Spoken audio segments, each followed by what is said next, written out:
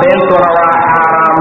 waxay ka mid tahay arrimooyinka ilaahay xaaraantinimeeyey subxaanahu wa tacaala yaa ayuha aladiina aamanuu ittaquu llaha dadka ilaahay rumeeyayow ilaahiina ka cabsada oo wakunuu maca asaadiqiin kuwa saadiqiintaee runta sheega noqda ayuu yidhi ilaah subxaanahu wa tacaala falow sadaquu llaha lakaana khayran lahum hadday ilaahay u run sheegi lahaayeen arrintaa ayaa u khayr badnaan lahayd hadday beenta ka tegi lahaayeen way fiicnaan lahayd ayuu yidhi ilaah subxaanahu wa tacaala haddaba beentu aad iyo aad ayay u xun tahay mana aha caado lagu yaqaano dadka iimaanka leh nebiga markii la su'aalay ma dhici kartaa inuu qalad ka dhaco qofka iimaanka leh haa ayuu yidhi ma dhici kartaa inuu khamri cabo qofka mu'minka ahaa ayuu yidhi nebiga oo waa suuragal ma dhici kartaa inuu zinaysta haa ayuu yidhi sala allahu calayhi wasalam ma dhici kartaa inuu been sheega markii la yidhi rasuulku wuxuu yidhi mu'minka been ma sheego qofka iimaanka leh suuragal ma ahan inuu been sheego ayuu yidhi nebiga sala allahu calayhi wasalam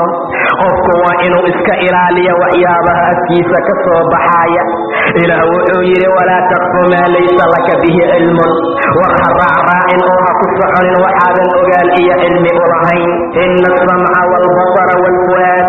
waayo maqalka iyo aragga iyo qalbiga kulli waa layska su'aalayaa ayuu yidhi ilaah subxaanahu wa tacaala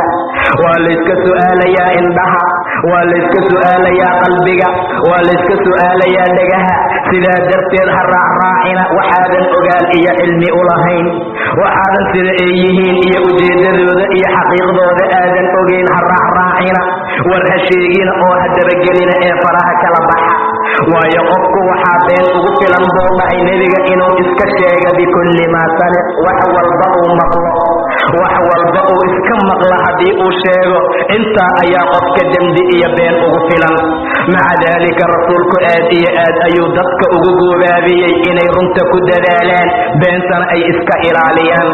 nebigu wuxuu yidhi ina asidqa yahdii ila albiri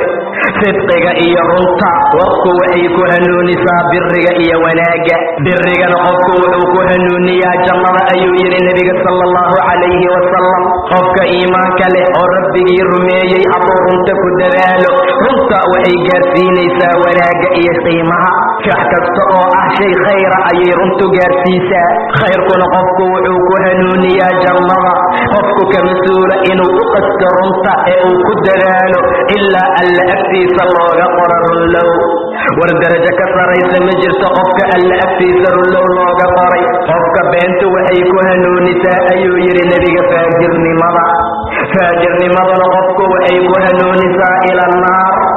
naarta ayay qofku ku hanuunisaa ka mas-uula axadka ama rajulka inuu been sheego ee uu beenta u qasto oo mar walba uu ku dadaala inuu been sheego ilaa ilaahay agtiisa looga qoro kadaab ilaa ilaahay agtiisa beenlow looga qoro ka mas-uula inuu been sheego maca daalika beentu waa arrimooyinka ilaahay diiday subxaanahu wa tacaala waxay ka mid tahay waxyaabaha rabbi uusan ogolayn caadaadka xunxun ayay ka mid tahay shay laga caado dhigtaa ma aha qofku mar walba waa inuu runta ku dadaalo runta oo lagu dadaalo waxaa lagu gaaraa darajo sare beenta oo lagu dadaalana waxaa lagu gaaraa burbur iyo dhibaato iyo shay aad iyo aad u xun rasuulku wuxuu yidhi sala allahu calayhi wasalam labada qofood oo wax kala garanaysa mid kasta oo ka mida khiyaar ayuu ku sugan yahay qof walbo ayay ka mida khiyaar ayuu leeyahay ayuu dhahay in allaala inta ay naxalkaa joogaan qofka wax gadanaya iyo ka gadanaya labadaba khiyaarkaa ayuu mid kasta ku dheehan yahay intaysan kala tegin ayuu yidhi nebiga sala allahu calayhi wasalam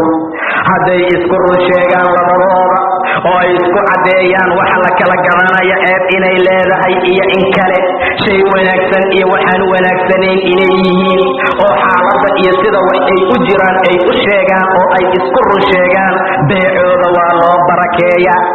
hadday isu qariyaan oo ay isu been sheegaanna beecooda ayaa barakada laga tiraa ayuu yidhi nebiga sala allahu calayhi wasalam sidaa darteed ayaa dadku maanta beecoodu wuxuu u batay inay ku been sheegaan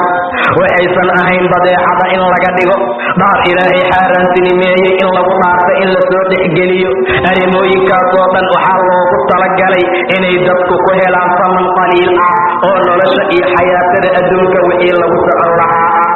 Sidaa yaan la yeelin oo dadku waa inay runta isu sheegaan, inay beenta iska ilaaliyaan. Waxa la kala iibsanaya xaqiiqdooda iyo sida ay yihiin qof kasta in loo sheego, waayo qoom hadday beeca isu dhagraan oo beeca ay isu khiyaanaan oo diinta alla ay ka tagaan, alla dulli ayuu ku sallidaa subxaana wa tacaala.